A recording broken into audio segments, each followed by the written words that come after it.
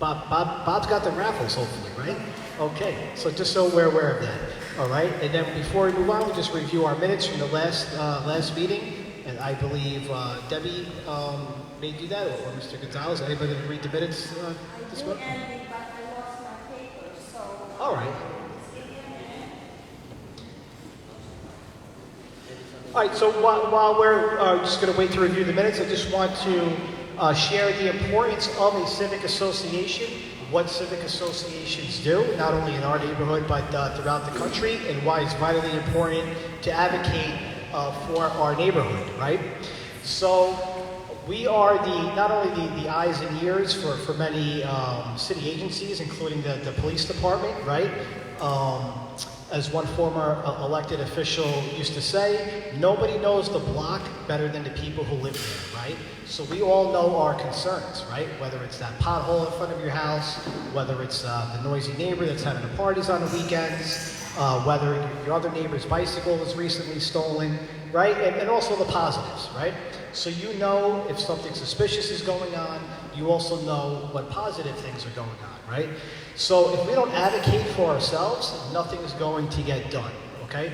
So if we're not calling 311, if we're not reaching out to the Parks Department, if we're not reaching out to the Police Department, the DOT, the Sanitation Department in an organized fashion, we're not going to accomplish our goals to keep our community safe and our quality of life that we have here in College Point. So that's why it's vitally important to bring a friend, bring a family member, bring a neighbor, invite them to come out, share their ideas, share their concerns. As you can see every month, we do have elected officials here, candidates, members from the police department and other city agencies, and that gives an opportunity for you to have a one-on-one relationship and put a face and a name to the police department, to an elected official, to the Parks Department, whatever the case may be. And vitally important is we need to vote. You need to register to vote. You need to get out and vote, whether you're Republican or Democrat. If we do not vote, nothing's going to change, or we're not going to get the resources that we need. We could have 1,000 people out protesting in the street over an issue, right? But if you don't go out on election day and actually vote, our voice is not going to get heard as a community. So in order to maintain our quality of life, promote our small businesses, please continue to get involved. All right, so I'd like to invite Debbie up at this time. She's going to review our minutes, and then our president, KC, is going to take over. Right. Yep, come on down. Thank you, Debbie.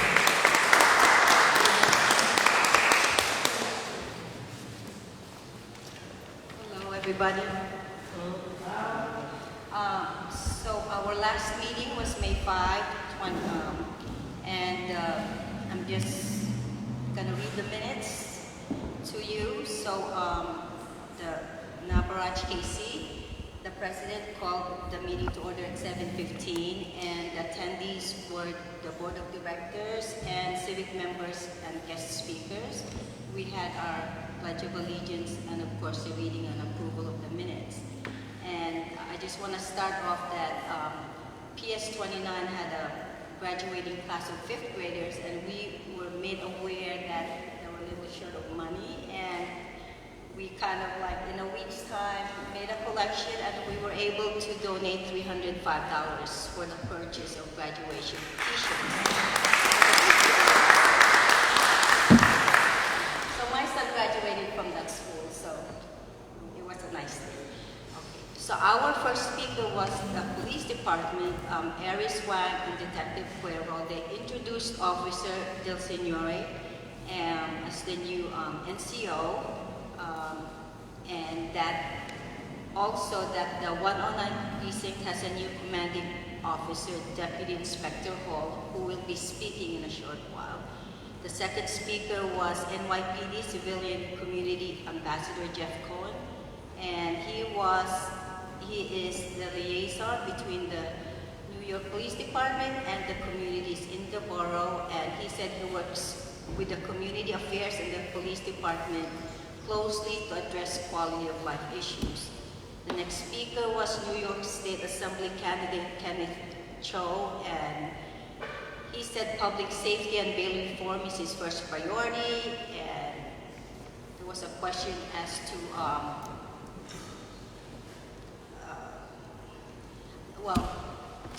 that he said basically that his office is not only open to his constituents, but he wanted to reach out to the immigrant communities who may be reluctant to reach out with their issues and concerns, and he wanted to, be there to at least direct them or guide them as to where to go. Okay. Next speaker was Representative from New York State Senate candidate Stefano Forte, and he had a few words for us. Next speaker was Representative for Congresswoman Vicky Paladino, and basically she told us that about stop signs. I think stop signs are an issue here in College Point, and that to that would be something that the Congresswoman would be taking care of, and that Thursdays are visitors' hours, and that the community are free to go to the office and talk about their concerns. Then we had, next speaker was Chief of Staff for New York State Senator John Liu, A. Patel, and I see he's here again, and he gave us info on the state budget, and he emphasized the $20 million that was allocated to nonprofit organizations to fight rising anti-Asian hate crimes, and that $40 million was allocated to our district, and that we should call his office to get other details of budget funding allocation. And then we had our own Eric Menjivar, who is the environmental chair, and of course he had updates on the environmental events, especially the upcoming City of Water Day celebration in July. College Point is a waterfront community, so we will be participating and have a photo exhibition right here at Papanuset, and we will also be having a cleanup at Powell's Cove. He had a recap on the MTA Queens bus redesign, and he emphasized this advocacy organization for passengers called Passengers United, and that they will be having a town hall event here June, Papanuset, and that residents can come and present objections in person to the MTA. And our last presenter was our own Lily Perez. She's not here today, but she spoke about the fundraiser that the Civic will be having for the Papanuset Institute, and Susan, who was the director. So it is a wine and cheese event, wine and cheese plus. But it's $25 a ticket. It's on June 15, and it's for a good cause. Again, this is a mainstay of College Point. It's a historical place. It's a place where people gather and have meetings, and so we would like to support her. So if you don't want to come to the event and drink wine and eat cheese, whatever you can give is a nice gesture. And that's it. Thank you very much.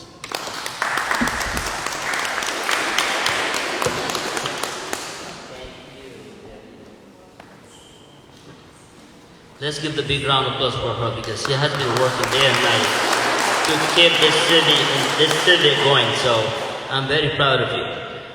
The folks who you don't know me, my name is Casey. I'm the new president of this Civic. I'm here to serve the community. Thank you all for coming over. And the first and foremost, let's give the big round of applause to our new commanding officer for the 109 precinct. He needs the more energy. Please, guys, give the big round of applause for him. You deserve it. Thank you.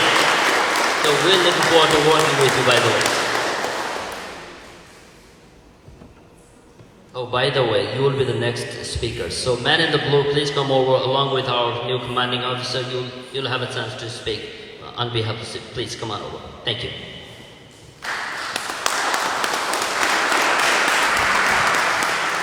Thank you so much, Casey. Appreciate it. Good evening, everybody. Good evening. It's truly an honor to be here in order to address you over at the College Point Civic and Taxpayers Association meeting.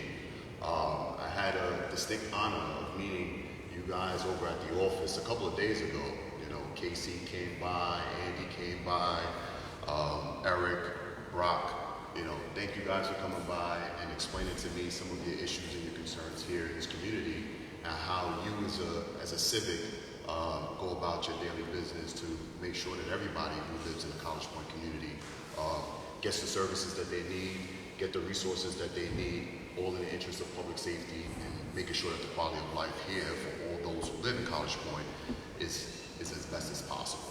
So that's that. So thank you for all that you do. So just a little bit about myself. Obviously, I am the new commanding officer of the 109 precinct. This is now my 4th week in this beautiful command. I've heard so much great things about the people of this community, all the different neighborhoods, all the different walks of life, just the sheer size of this community. It's just great. Obviously, all the officers who work here through and through, day and day, to get the job done in the interest of public safety and in the interest of everyone who lives here in these great communities. So it's really an honor to be here. You know, to be the new commanding officer of the 109 precinct. And just a little bit about myself. I've been with the police department now almost 20 years, right? And I've been an executive with the NYPD for a little over 5 years. So I was the XO of the 107 precinct, which is just south of the 109. I was the XO for 13 months. After that, I became the commanding officer of the 100 precinct that covers Rockaway Beach. I was there for a little over 2 years. Then after that, I was the CO of the 104 precinct, and now I'm here now. And every single command that I've worked in, I've learned a lot. Working for various communities and stuff like that, everybody has different needs, but there's a lot of similar needs and wants as well, right? Quality of life is a thing that we all strive to get, better at, right?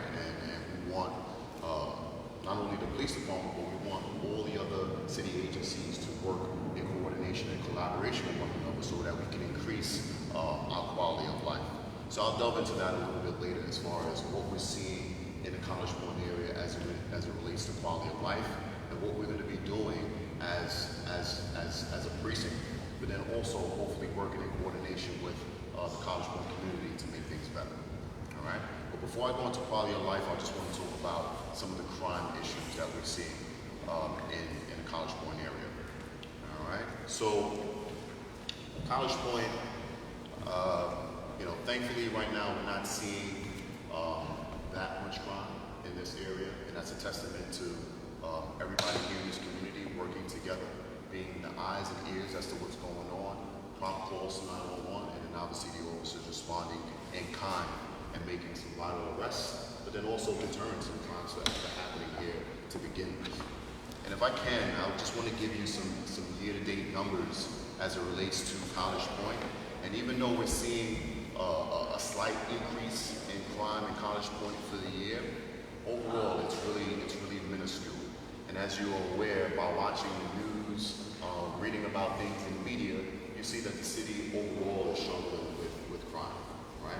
So when we're looking at the year-to-date numbers in College Point, we're seeing a 40% increase in crime, right? A 40% increase in crime, right? But again, the percentages may seem high. When we talk about the raw numbers, it's 136 crimes, right, that we've taken so far for the year in College Point, and it accounts for 12% of the precinct's overall crime. Now, the precinct as a whole is struggling, right? The precinct is up 80% in crime, with 1,107 crimes for the year to date. All right, so again, the College Point area, it's a very, very small percentage of the crime, but it's still, one crime is too much, right? So now when we break it down for the year, we see that of the 136 crimes, only 24 of them are violent crimes. And when I talk about violent crimes, I'm talking about, murders, rapes, robberies, and felony assaults. We have no homicides in College Point. We had 2 rapes for the year, and then we've had 12 robberies, which is up significantly compared to last year this time. it's up 200%. Then our felony assaults is down 29%. Our property crimes also in College Point is experiencing a pretty significant increase. It's up 45%, 112 crimes versus 77. And that again also accounts for 12% of the precinct's total property crime. We're seeing increases in burglaries, up slightly, 23 versus 20. Grand larcenies is a significant increase, being up 72%, 74 versus a 43. And our grand larceny of autos is up slightly, up 17%, 15 versus a 14. But let's drill down into the most recent period, the 20-day period, pretty much the time that I've been here, right? So for the time that I've been here in this precinct, the College Point crime has decreased 24%, right? So 19 versus a 25, right? No homicides, no rapes, no robberies, only one felony assault, and that felony assault that we took was domestic related and is close to an arrest. Property crimes are also down 14%, 18 versus a 21. Burglaries are down 2 versus a 5, which equates to 60% decrease. Grand larcenies are up 78%, 16 versus a 9. But then when we look at what's really driving our grand larcenies, it's unattended grand larcenies. We're seeing some mailboxes that are being phished. Mail is being extracted out. We're mailing some checks, and then those checks are being washed, altered, and then now dollar amounts over $1,000 are being taken. We've had some grand larcenies from autos that's up slightly 50%, but that's a small number, 3 versus a 2. And we're seeing some of our prized possessions being left in the vehicles. Individuals are breaking into these cars and taking that stuff. Also, identity theft is up significantly, 4 versus a 0. That's a huge problem. Not only, it's a slight problem here in College Point, but it's a huge problem throughout the precinct where people's personal identification information is being taken, then cards are being made, cell phone accounts are being opened under their name, mortgages are being taken out, and we've seen some outlandish stuff here throughout the precinct, and we're taking grand larcenies in that fashion. All right, so that's what we're seeing with that. So if I can give you some more instances, like I mentioned, the burglaries.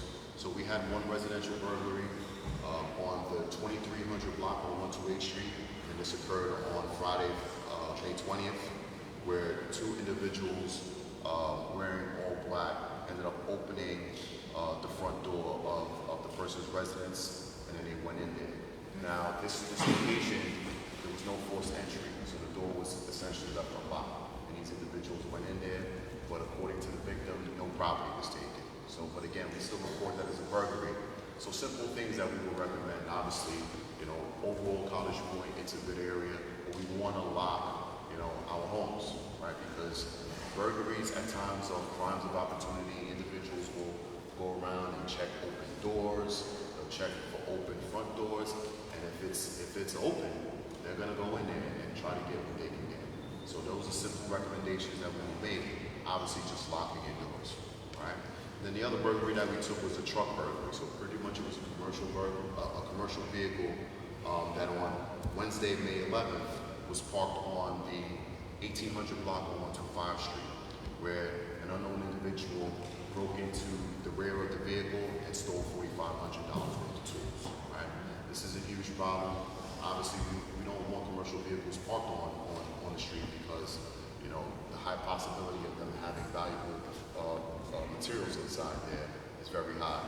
And obviously, these individuals will break into these vehicles and take the tools. Excuse me, sir. Sure. I thought commercial vehicles were not supposed to be parked on the street overnight. That is correct. That is correct, and that's why we get these type of crimes, right? How about the service road along West One Expressway? There are so many big traffic cars parked there. Right.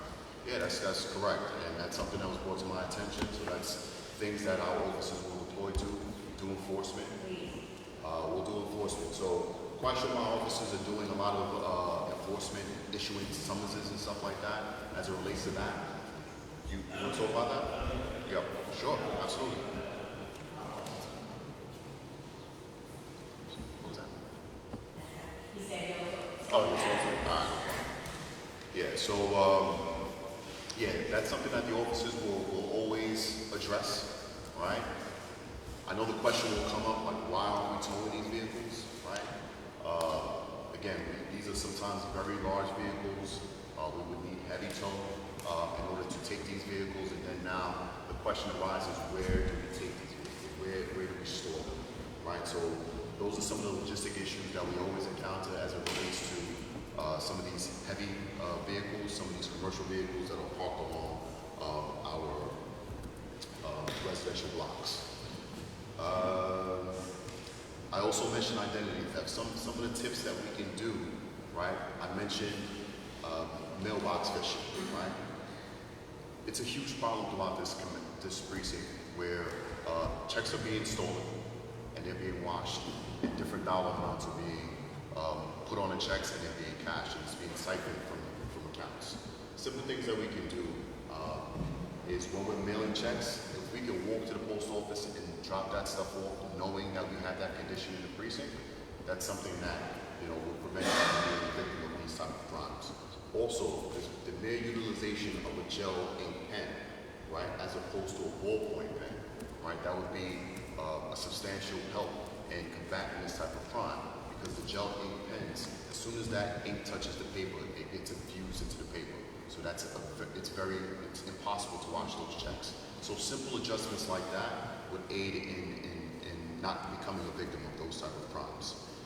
And also, it's 2022 recommendations that we will make. And that's pretty much for crime. Any questions about crime? Yeah. Sure.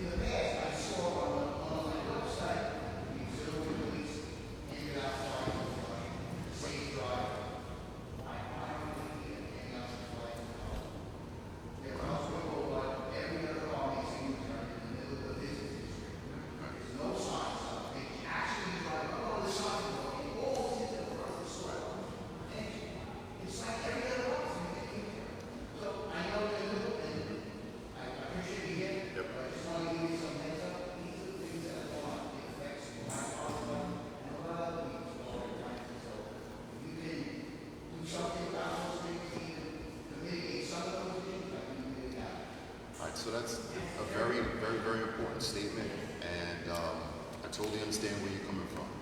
But if I can, I'll just try to explain to you how we deploy, right? And then now you may understand. It may not be satisfactory to you, but you'll understand, right? So a lot of what we do in the NYPD is data-driven, right? The city is humongous, right? Almost 9 million people who live here. The city is huge, right? The 109 precinct is one of the largest geographical precincts in the city, right? And the 109 precinct is the most populous precinct in the city, right? But now when we look at the statistics as it relates to College Point and traffic, right? Just for the 20-day period, we're seeing a decrease in traffic collisions within College Point, right? And when we look at the total number, right, we're down 43%, right? And the total collisions that we've had in College Point for the 20-day period is 16, compared to the previous year when we had 28. Now, I think that's pretty significant because last year at this time, right, pandemic was still very much a thing. A lot of people were inside, less vehicular traffic. But last year we had 28 collisions compared to this year when things were opening back up, right? And now we're seeing 16 collisions, right? So the collisions are down in the College Point area, and that's obviously a really good thing. But when you look at, those collisions, we've had no pedestrians struck within College Point for the 20-day period, no bicyclists struck, no motorcyclists struck, and no fatalities, right? So everything that we do is very data-driven, right? And then when we look at the data, there's nothing that prompts us to come to College Point to do a whole big education campaign. Even though, like you said, you're walking in the neighborhood, right, and you see some of the problems, right, that could arise from unsafe driving. And that doesn't mean that we don't need to be out here.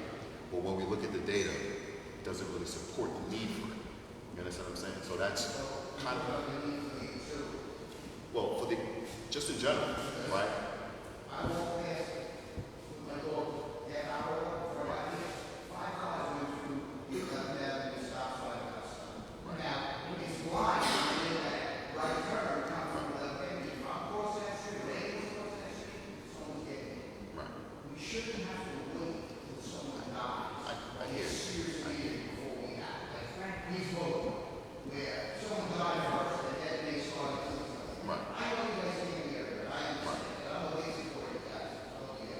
Every time I see you all in the car, I stop and think that. See you in the park, I think that. But there's got to be some preemptive. Maybe another car, nice, hang out, watch it. We're going to fill this table, probably now. We're going to know what's coming. In the morning, you have the spectrum trucks flying through the neighborhood now, the same way. I mean, literally, it's like a racetrack. Right? Over the little 671, I see 4 or 5 Teslas running through the stop.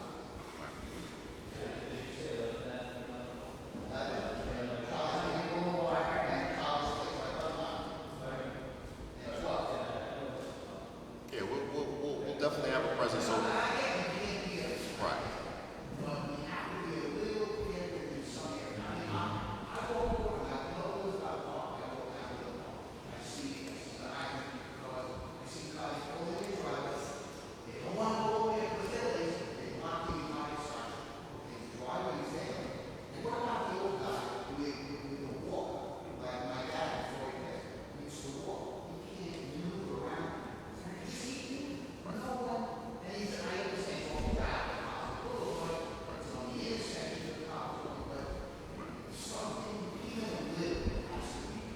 Right.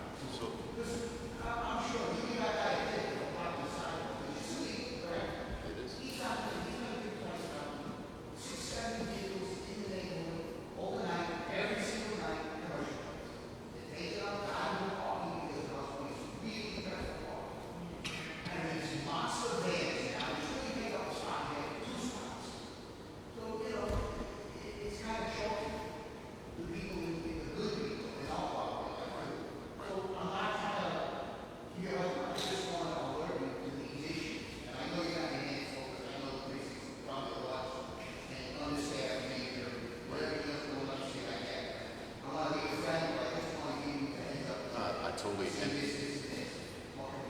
Listen, I totally understand, and that's what we're here for, to hear, the concerns of the community, and then, deploy accordingly, and hopefully address some of the concerns that you're having, right? So, but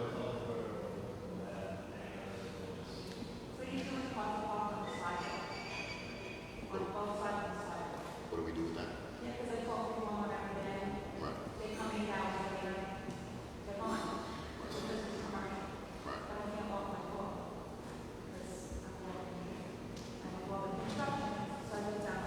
Yep.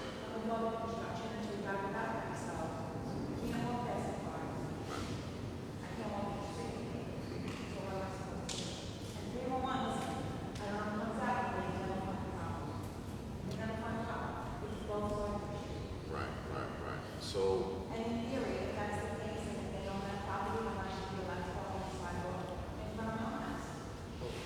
obviously it's a violation, and this is something that we definitely want to address. And if I can just look at the 311 numbers here, 311 is just for the College Point area, 538 service requests for the year. Absolutely. And what I would ask that you do is to continue to call 311, right? Because we use it for analytical purposes, and at the same time, too, that's where we deploy the officers. In my previous precinct, what I did was, because the 104 was one of it was in the top 5 as it relates to total 311 service requests, top 5. There was a point in time during my tenure when we were number 1, right?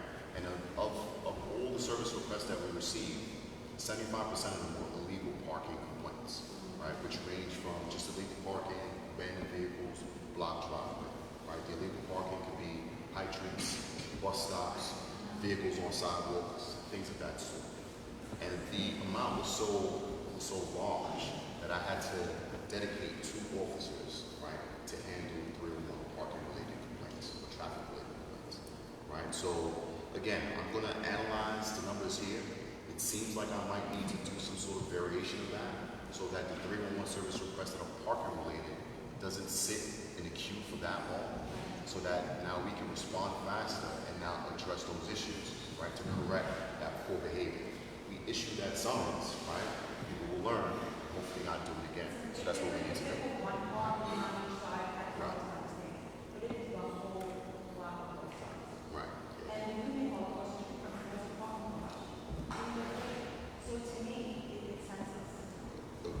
Understood. When Brock came to the office, he actually gave me a picture of it. So I know exactly what you're talking about, and that's something that we'll address. So continue to call 311, and we'll get there. Okay? Good. Yes. Right.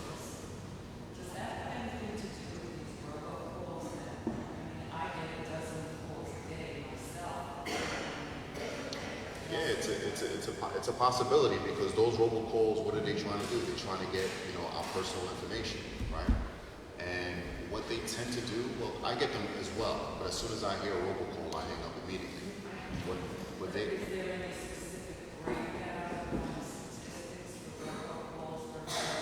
unfortunately, I don't have that. But with that being said, any of those robocalls, we should be hanging up the phone, right? Because they're trying to get information from us and then now use it for nefarious means.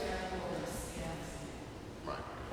Some of the voices do sound very young, and it makes me wonder if these are just teenagers or sometimes traffic children, Right. sitting in another country. Absolutely. Yeah. Absolutely.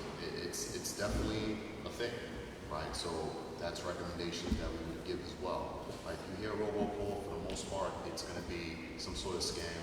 Just hang up, right?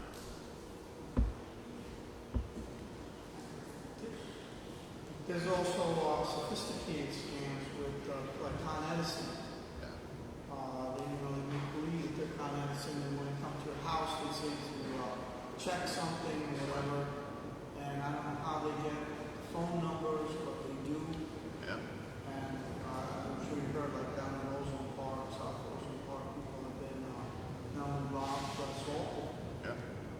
Yeah, absolutely. Con Ed, you'll have that where they show up to your home. You want to make sure that they're properly identified, right? And before you allow anybody into your home, but then that's something where you want to verify, right? Reaching out to Con Ed themselves. And then also Con Ed, you'll see a scam where individuals will have an exact dollar amount of what you owe in a Con Ed bill, right? And then they'll tell you over the phone that you need to pay that money immediately. And then if not, then the bill is going to be, your service is going to be canceled. Like, Con Ed will never call you over the phone, right, to request money over the phone. They'll just never do that.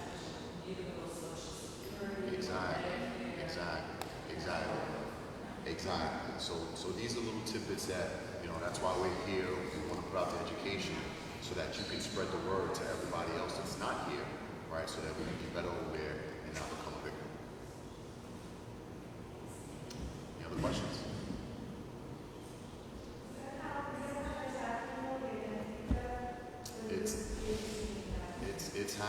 it's happening so many ways. So it's happening the ways that I just mentioned.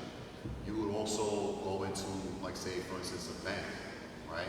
We have a huge issue with skimming devices, right? So individuals put skimming devices on ATM machines, then you'll dip your card in, and it's pulling all your information, right? At the same time, too, when you're putting in your PIN code, they have these little pen cameras that they're seeing what numbers you're typing in. Now they have your passcode, and now they're just transferring that information to another credit card, right? And then now they have not only your numbers, but then they have your passcode, and they're taking all your money as quickly as they can, right? So there's so many different scams, you know, that I'd be here all night to explain it to you. And obviously, I don't know all of them either, so, but that's what it is. So identity theft is a huge problem in the online precinct. It drives a lot of the major index crime in this precinct, identity theft. All right. Thank you so much. Appreciate it.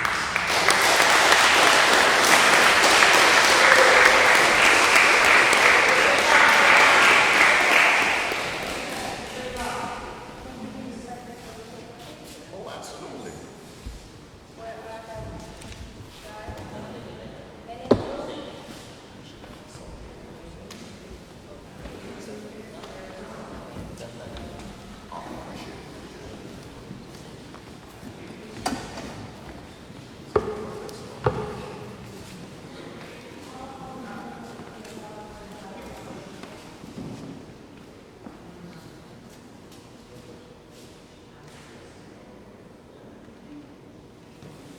Don't move nobody.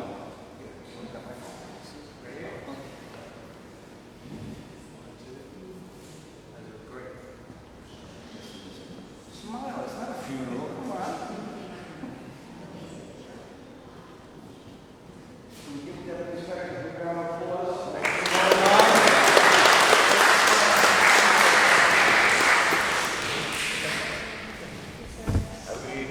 Thank you so much, commanding officer. It's really an honor to have you here.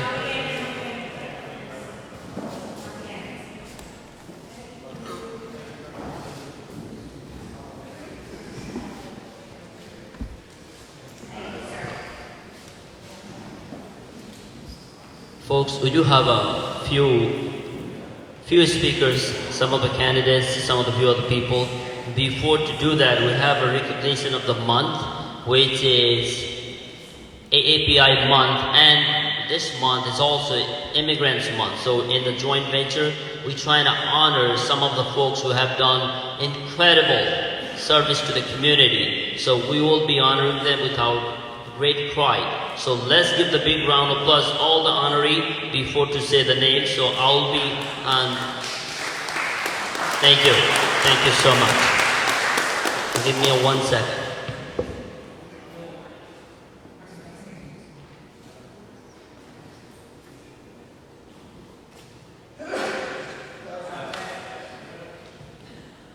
Our first honoree is Mr. Dinesh Kumar Patel. Originally he's from India, and he's a local businessman from the College Point and Indian community leader. So please help me with a big round of applause to welcome him and to receive this award. I'd like to invite our immediate past president, Mr. Dr. Andrew Rocco. Please come on over. We'll hand it over this certificate. Thank you. Please come.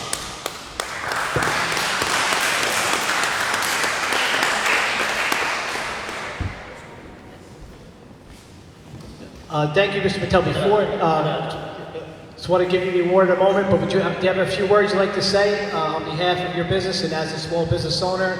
Any suggestions and any ways that we can help you on a day-to-day basis? Okay. Thank you. Yeah. No. Thank you. That's okay. Thank you so much. We support you. हाँ चाहिए तो मैं बाद में बता दूँगा. Okay. Thank you very much. Thank you. Okay, thank you, Mr. Patel. It's called a VDK Grocery, right at the 14th and College Point Boulevard, right at the corner. So he has been there for how many years? 17 years. It's been there a long time. And, you know, we as a College Pointer, we want to support and promote the local businesses because they are the pillar of the, you know, our community. So, congratulations. Thank you, sir. Thank you.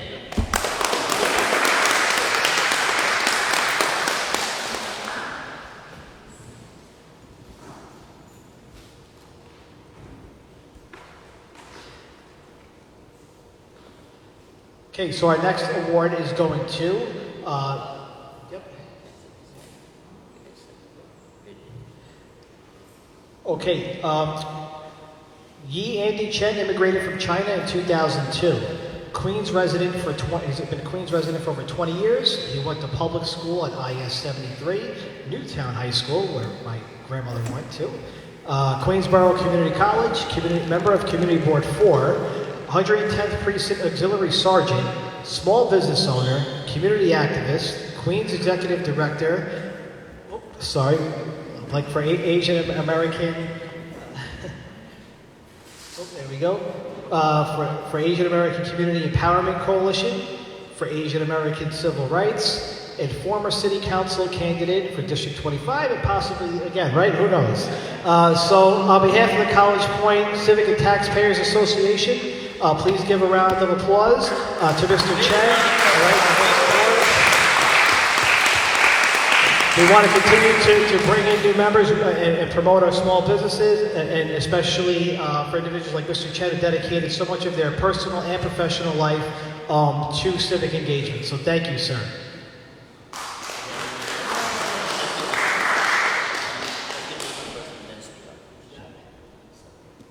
So thank you, College Point Civic and Taxpayer Association. You know, especially I remember so much during this pandemic, we were donating food, PPE on College Point Boulevard and 18th Avenue every Sunday and every Wednesday from 6 o'clock or 7 o'clock in the morning all the way until very afternoon. So I think this is something that we all have to do to utilize our expertise to giving back to our community. And you know, this is the community that we're growing out, that we continue to serve, and we continue to do our best to providing the best service and help to all our neighbors here in Queens County. Thank you. Thank you, Mr. Chen. Appreciate it. And thank you for your time and dedication.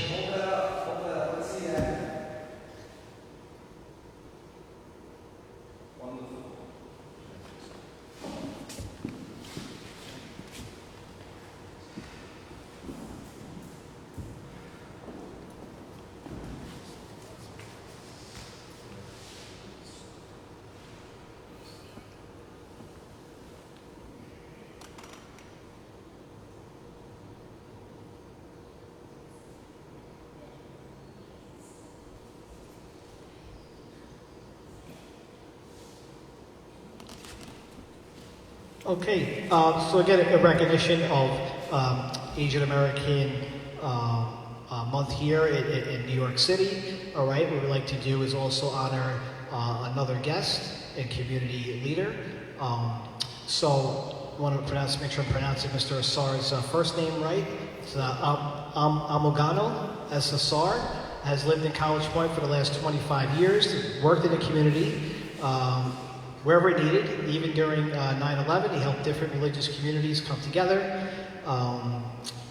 He was able to get a lot of funds for black car drivers who got here because they lost work in downtown Manhattan during that time period. And last, he helped anybody who needed food at the time of the pandemic, throughout the COVID crisis. Went to people's homes to do COVID tests. Not one, but 200, I guess tests were over distributed. He did not get paid, he just helped out like all of us do in helping a neighbor in need, so we really want to applaud him for that. And he helped the young people as well as women. He helped many candidates to achieve their votes, promoting democracy and civic engagement. And he was also on the transitional team of the borough president, Donovan Richards. So it's important that we recognize our neighbors and our community leaders, such as Mr. Asar. So we can please give Mr. Asar a big round of applause. Thank you so much, Mr. Osar. And if you'd like to say a few words, have you please say a few words and how we can support you. First of all, thank you very much, and thank you, the organization here. And I would like to thank you very much. And it's really an honor that you guys have embraced South Asians and nations in you. And I think it's going to be a very good thing for us, and we're gonna be looking very good because we live here in this community for a long time, and we were hiding in places. So it is looking good. We were out there on the day when we marched. It was fantastic, and I'd like to thank you very much, and especially getting from you guys here in the community where I really came and I didn't go anywhere. So my friends, they wanted me to move to Long Island here and there, but this place is for me like Long Island. I'm all over, and I'm blessed, and now I'm happy with you guys. Thank you very much. Anything I can do, I'm here.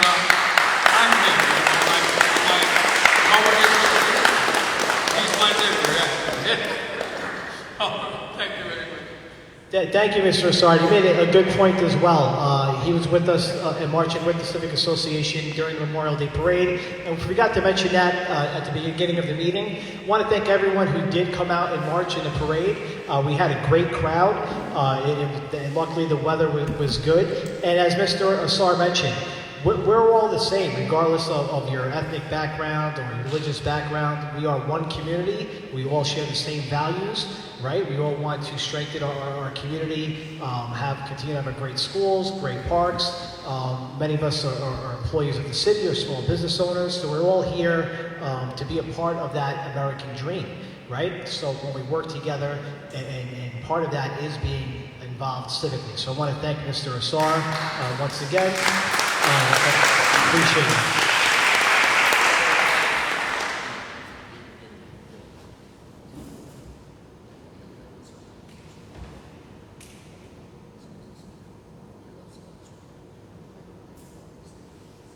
Okay, so I believe is this our final award for the night too, or no? Okay.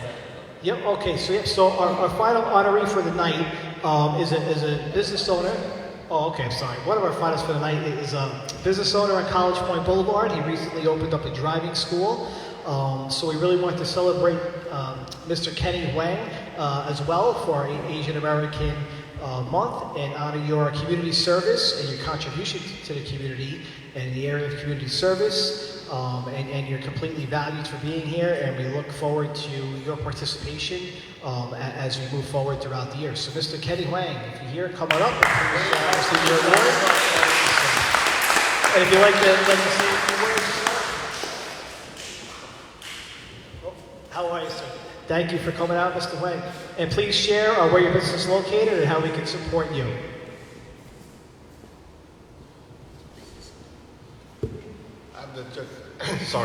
I'm the newest in College Point right now because I just started the driving school and the driving defense course office.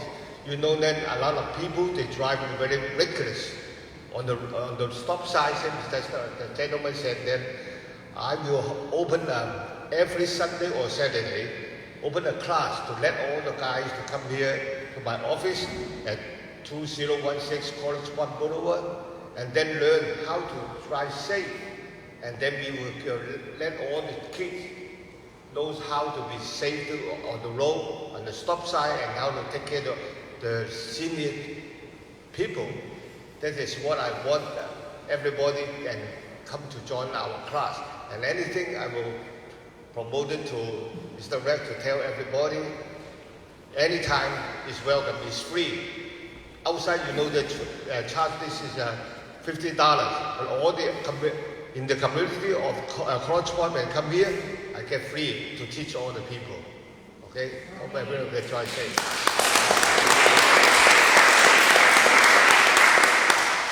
One thing I'm very proud of this man is he's not only hardworking, he loves the community. And he loves helping community.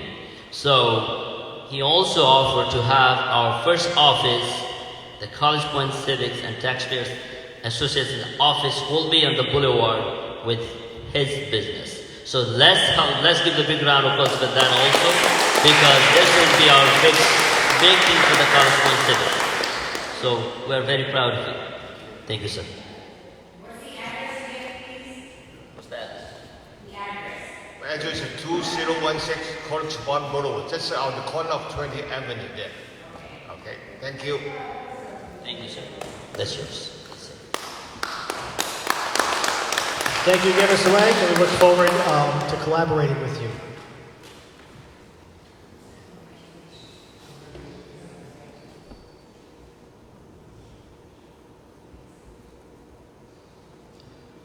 All right, we'd like to welcome our next honoree, Mr. Dao Yin. He's a former Queensborough president candidate and Asian community activist for 2 decades. He has been Secretary General of the Shanghai Association of America since 2005, Executive Vice President of Queens Residents and Voters Coalition since 2018, and Queens District Attorney Office Asian Advisory Committee member since 2019. Dao Yin has been an Executive General Manager, Manager and Corporate Controller in the business world for more than 20 years. So it is because of individuals such as Mr. Yin that we continue to have small business success and civic engagement from our Asian community here in Queens. So I really want to thank you on behalf of the College Point Civic Association and President KC. Really, would you care to say a few words? Thank you so much. I live in a part of Queens. I live in Bayside. I had my small business in Flushing. I never be a stranger to College Point. Things like 3-4 years ago, you have the men's shed issue. I joined the protesting, and I was the first Asian candidate for Queens Board President. So, as I always say, we have one College Point, we have one Flushing, one Bayside, one Jackson Heights, we have one Queens, we have one New York City, New York State, we have one nation. If we united, we can overcome everything. You see the hate crimes over there. We have a gun control issue. We have so many issues. But we Americans, we're very confident. I appreciate your support. Thank you so much. Thank you. Thank you.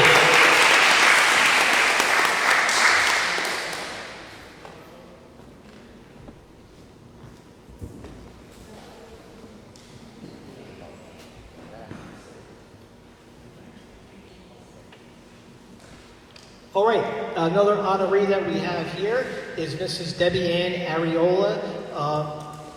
Come on down. She plays a very, very important role 7 days a week, 24 hours a day, you know, behind the scenes and in front of the scenes as well. Debbie, Miss Debbie Warner, please come on. We could go on and on all night because so much gets done. A lot of people do not know how much that Debbie does do behind the scenes, and, you know, an entire family. I wouldn't even know where to begin. But there's phone calls, there's emails, there's flyers. There's so many things that happen behind the scenes that's all on a volunteer basis. Debbie is a great wife, according to Brock, right? And a great mother, according to little Brock. She's also works full time as a nurse, and I believe in a children's unit. Am I correct? Right? At St. Mary's Hospital. So she does so much behind the scenes, working full time. All right, so she deserves more, and we need a few words as well. Hello, everybody. So my husband, Brown, has been the treasurer of the College Point Civic and Taxpayers Association. It was just something that kind of went along with. It took a lot of his time. And when our son was born, he went along with him every month. And then our former President Joe Famiglia did pass away suddenly, and I'm so proud to say that he didn't want the Civic to die and just fizzle away. He was very fond of Joe. He was very fond of the community, the neighbors, and I wanted to help him, and that's why I'm here. A lot of it, like Andy says, is behind the scenes work. I feel I'm a good writer, so I took that on. He made the phone calls, and yeah, I mean, I'm here, and at first I was very tired, but you know, like just coming all the time and just having a sense of community, I'm very proud and I'm very happy, and yes, long live the College Board, Civic, and Taxpayers. So.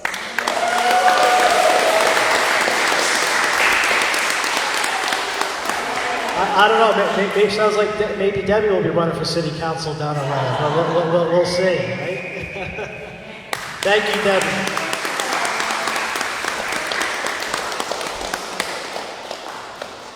Thank you. Huge congratulations to all the honorees today. We are proud to honor you. Believe me, we are extremely humble and proud to honor you. Yeah, we will take it later on. So we're not going to go anywhere, I believe. So we do have one last award, but that person has not arrived yet.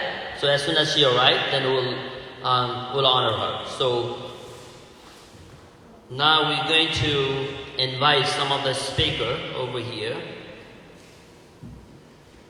Mr. Stefano Forte, who is running for State Senate, please come on over.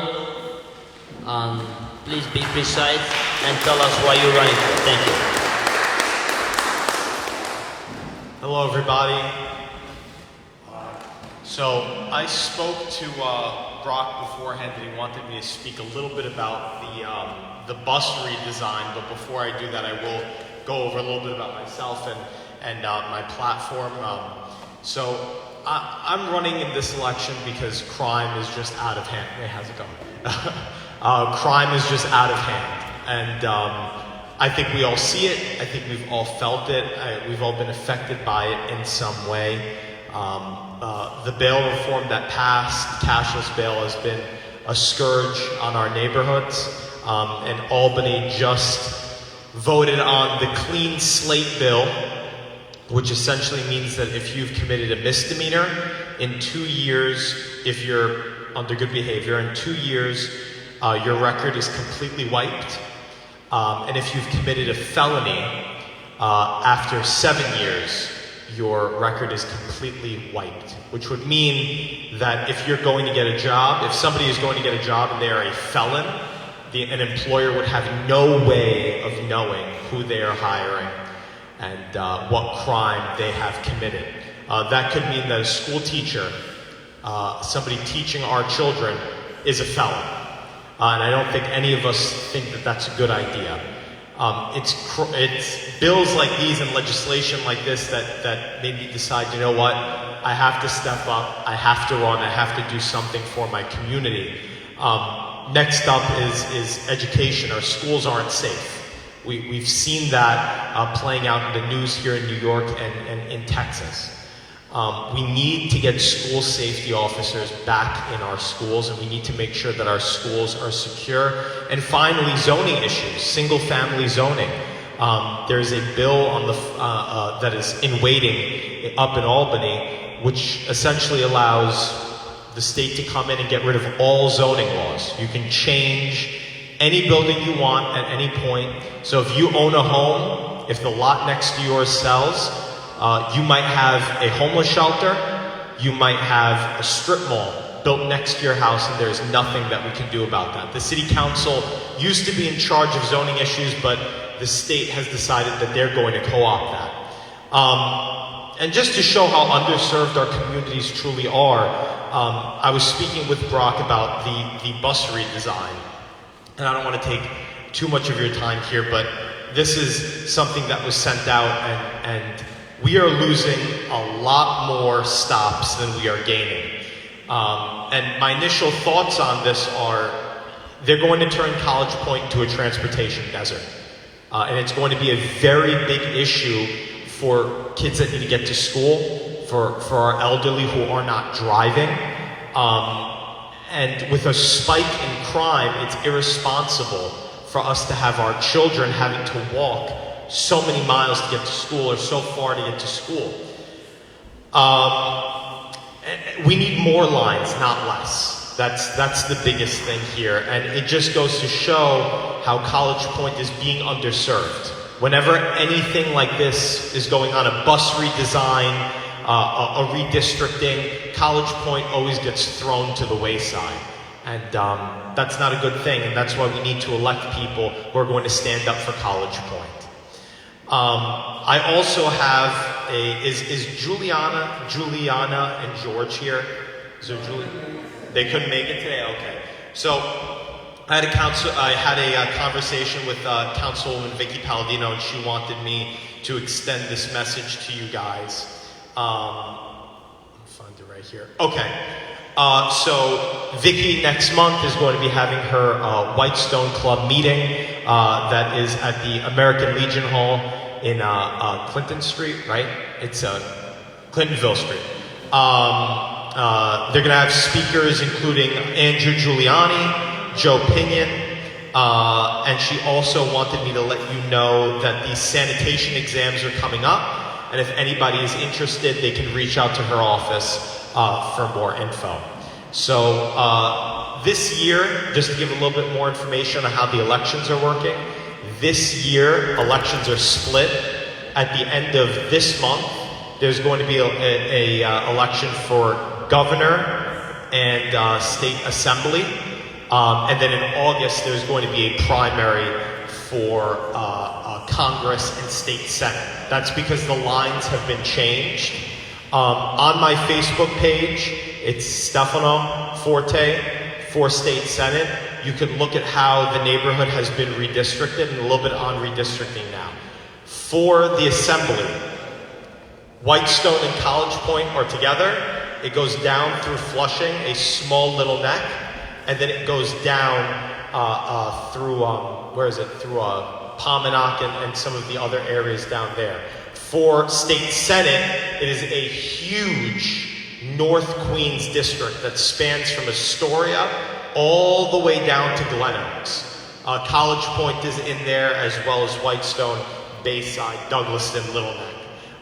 The reason that the primaries are split is because the state, because a court decided that the lines are unconstitutional. The assembly lines are also unconstitutional, but they need more time in order to fix those. So that's all the information that I have right now. I appreciate everybody listening. You can find my website. It's www.stef4queens.com. And I saw a hand over there, so yeah. Yes. I'm running under 3 party lines. I'll be running under the Republican, Conservative, and Independent party line. So those are the 3 parties that I'll be running on. Any other questions? Yes.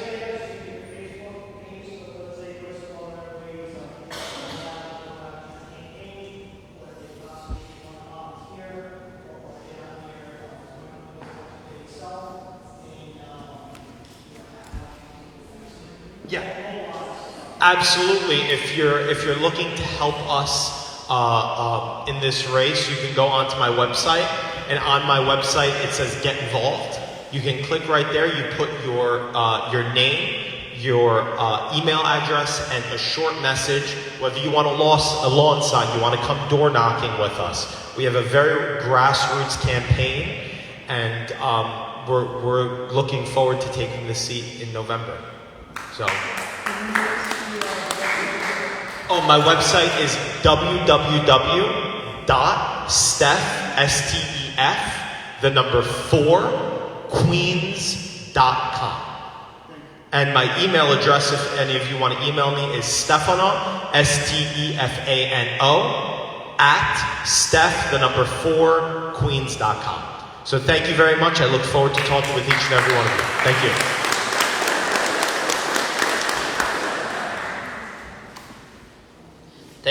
thank you, good luck.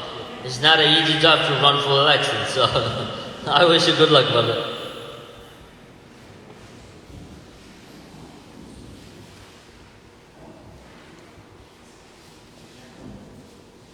Our the final honoree, she's here. Let me say a little bit about her. She is all the way from Nepal. I'm also from Nepal, by the way. And she's a successful businesswoman right here in College Point. And she has her own nail salon. And I would like to welcome her to receive this honor. Please help me with a big round of applause so that she can come and receive this honor. Thank you. Please come on over.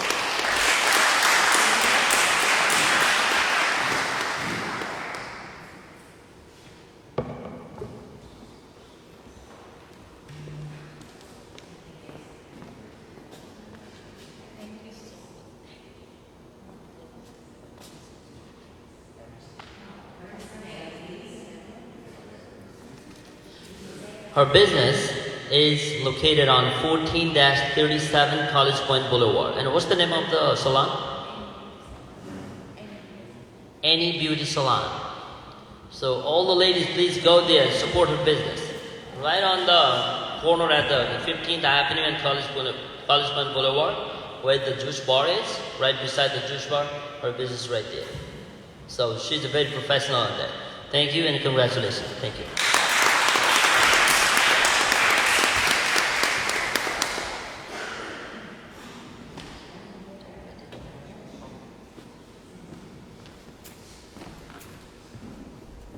Oh, by the way, her name is Urmila. So did I forget to say the name? Yes. Oh, you see, talking too much and all the going after the claps, and that makes some time. Anyway, and so my apology for that. Our next speaker is Carol Lynn, candidate for Civil Court Judge. Please come on over. Thank you.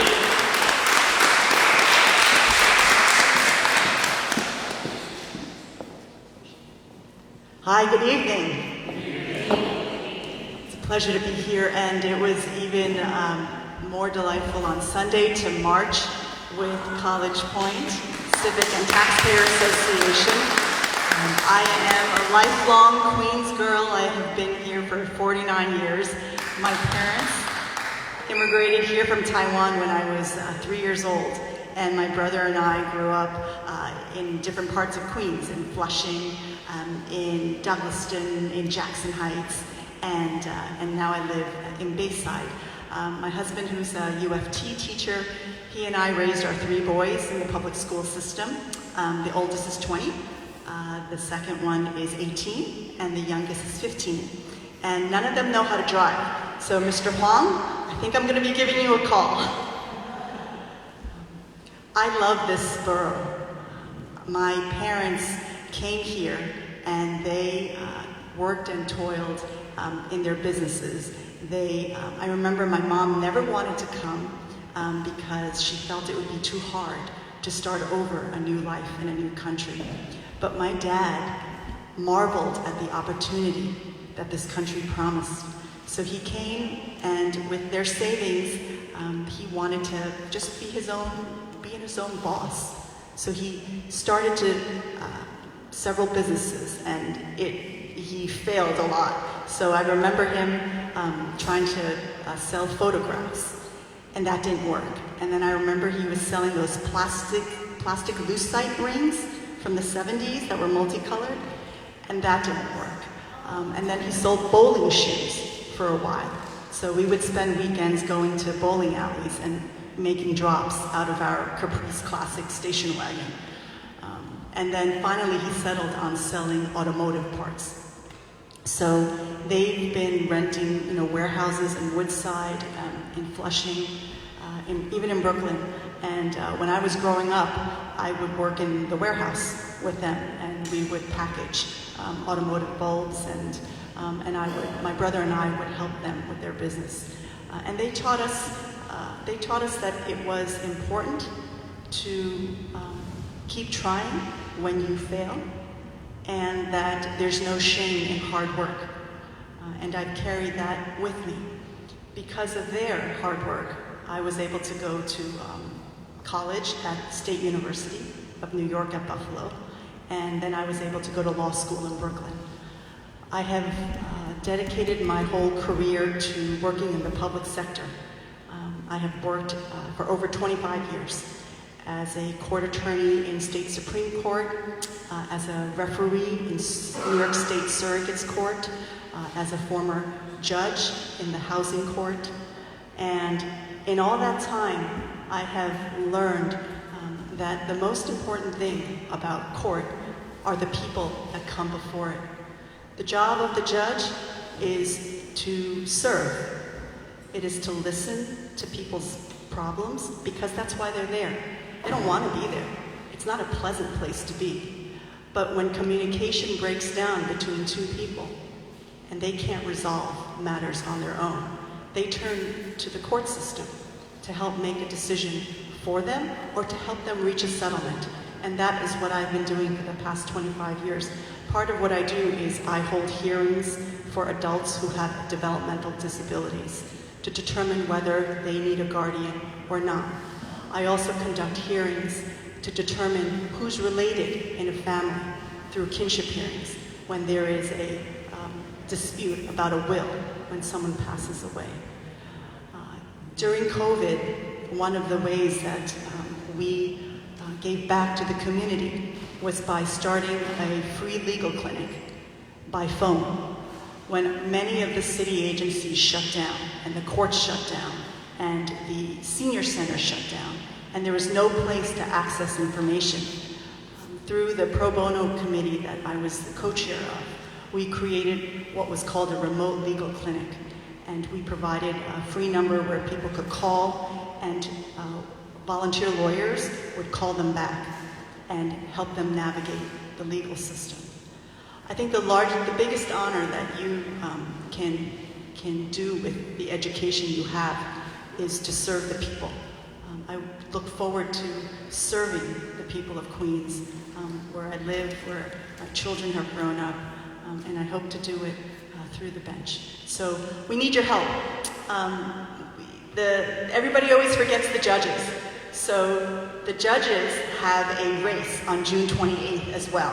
So if you look at your ballot, at the top will be governor, then it will be lieutenant governor, and then there will be assembly, and then there'll be maybe district leader, and at the very bottom, you get to the judges.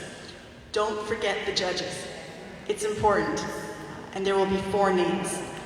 My name will be the first name, and then Mr. Tom Oliva's name will be the 4th name. So think of it like a sandwich, right? And vote for the bread. The one on top and the one on the bottom. Thank you very much for your time. You've been so patient.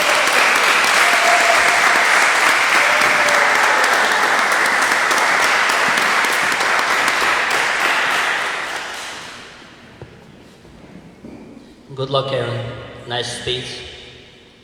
Next speaker is Thomas Oliva, candidate for Civil Court Judge. Please come on over. Thank you. You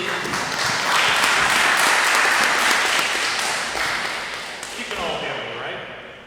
Yes, sir. I've been a trial attorney for 30 years. I think I can speak directly to you. I don't like to get exactly. This could be a wonderful corpus. Like To Kill a Mockingbird. I can see it right now. With Atticus Finch walking right now.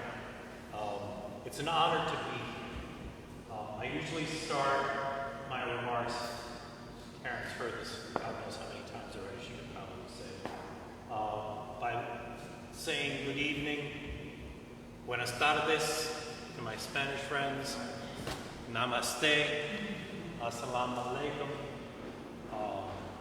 If you were Polish, I would say dzień dobry. German. With the Russian training. Why do I open remarks that way? It's because I'm a proud child of Queens. This is the most diverse borough in the country, the most diverse county. And my dad is a small business owner. Karen and I have very many similarities. My dad was a small business owner. He had a luncheonette. He had the candy store on Union Street, 34th Road behind Flushing High School. But he was also the super of the building that we lived in. And I had to work with him and work 7 days a week. You know, in the evenings, taking out the trash, mopping the floors, working in the candy store on the weekend. Because my older brother is disabled, he's deaf, and my parents wanted to get him a special school for that, and that cost money. So he had to constantly be working. And I learned those lessons from him in that candy store. That no matter who came through those doors in the candy store, they were to be treated with equal respect no matter who they were or where they came from. And that is my hard wiring. And if God willing, I become a judge, that is the hard wiring that I will bring to my courtroom. That no matter who walks through those doors of that courtroom, they will be treated with equal respect. Because I've walked in their shoes. We also come from a very strong union household. My father was a 32 PJ member. I was for a brief time period. My oldest son is a local 6 employee. I know how union backgrounds can make a difference in someone's life in terms of protecting them, in terms of getting benefits for them. I've walked in your people's shoes. I was an assistant DA when I first started out in practice. Public service was my first love. But when it came time to buy a home and raise a family here in New York City, my wife and I decided that one of us was going to stay home and raise the kids. We were going to make that sacrifice. And being a public servant, that was not going to allow us to buy a home and raise our boys here. So I reluctantly left being an assistant DA. And I know in some circles, saying that you were a former prosecutor, assistant DA is not the flavor of the week. But I was in the Domestic Violence Bureau, helping abused women, domestic partners, and children. I'm very proud of my service. And when we talk about crime, I was an assistant DA in the height of the crack years. I saw firsthand what gun violence and drug violence did to the city in those days. That is my hard wiring. That is not something I will forget if I, God willing, get onto the bench. We are being challenged. Unfortunately, we have seen in the past people being challenged who are found not qualified to be judges, and yet they still won. We have challengers again this year. As you can hear from our credentials, we are very qualified to be on the bench. We need your help. And again, people forget to look at the back of the form and they check, I don't know these 2 people. I'll check the 2 boxes on the top and walk away. Please think about it. I'm the only male on the ballot, so it's easy to find my name, Tom Oliva on the bottom. I'm also the only former assistant DA on the ballot. I'm the only one with that kind of experience. I want to bring that to the people of Queens. And I miss college because I used to have a small boat, and I used to keep it in the College Point yacht club. Absolutely. Exactly. Absolutely. I used to love being in that boatyard, working with all the cops, sanitation guys, everyone working. It was a great community, you know. But I couldn't keep that boat.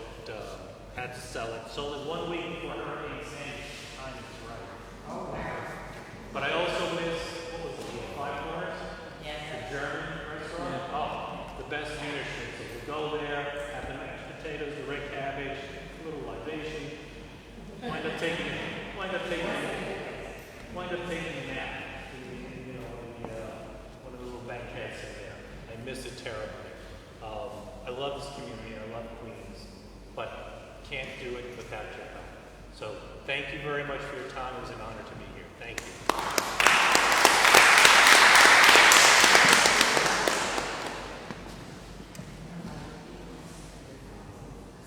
Thank you and best wishes to all the candidates. So we will have the next speaker, the representative from John Liu office. State Senator, please come on over. Thank you.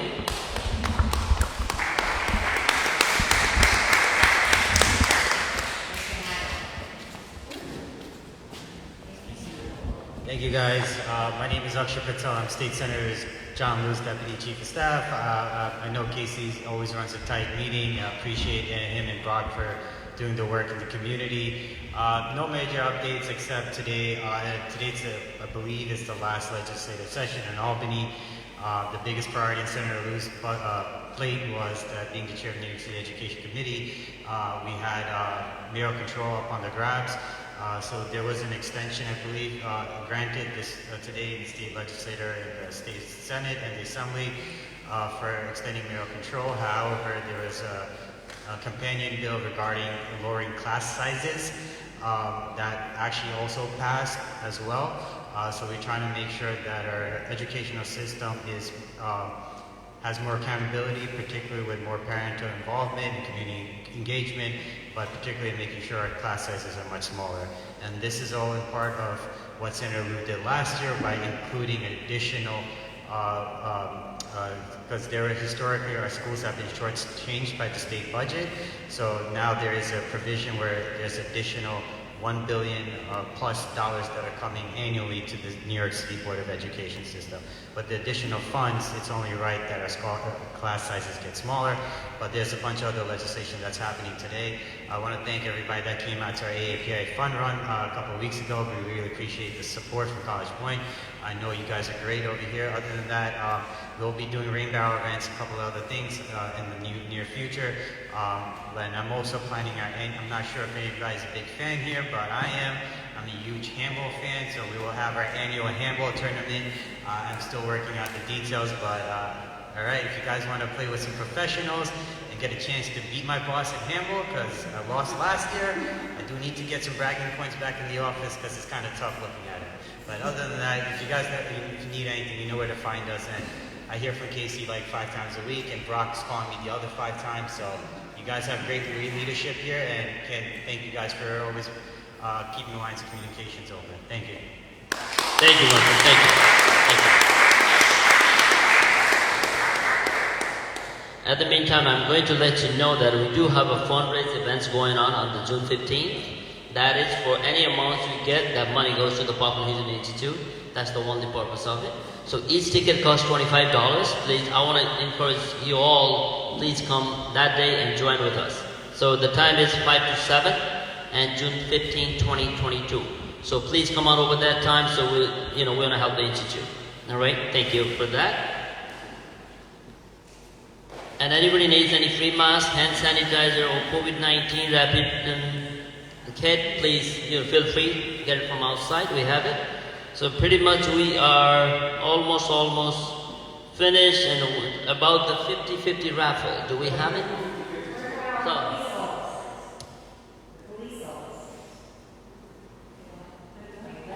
they left already. Yeah, they left, and next meeting is not fixed yet. I know it's the first Thursday of the month. Possibly we'll have the next meeting, correct?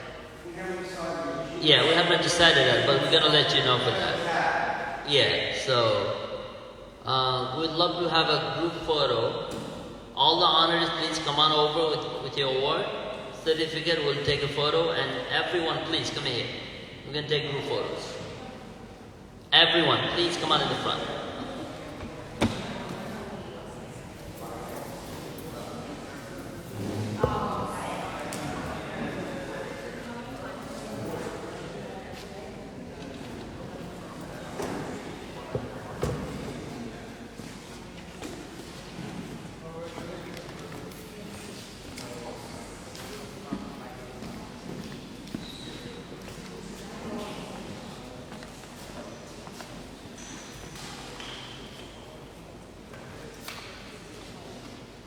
One second, bro.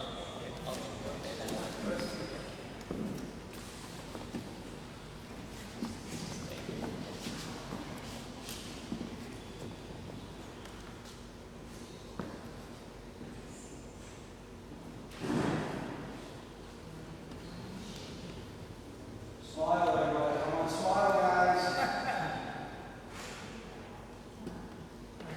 Let's take all group photos, please. Everyone.